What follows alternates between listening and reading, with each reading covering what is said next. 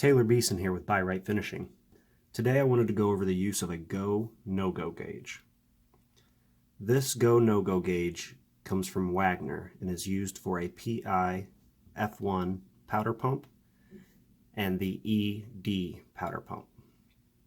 The larger side of the go, no-go gauge is used on the PI F1, while the smaller side is used for the ED.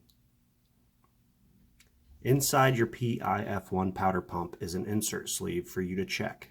This insert sleeve is a wear item and is used to optimize the flow of powder in your operation. The go, no-go gauge comes set standard with the suggested wear point. Each wear point is represented by a notch on the gauge. Moving the O-ring between notches changes the wear point.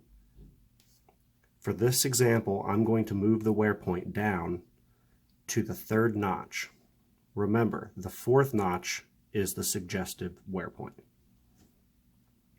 To use this gauge, I'm going to take the larger end and stick it to the outlet side of the insert sleeve. As you can see, the O-ring doesn't quite touch the outlet of the insert sleeve. This is telling us that this insert sleeve is still good to be used.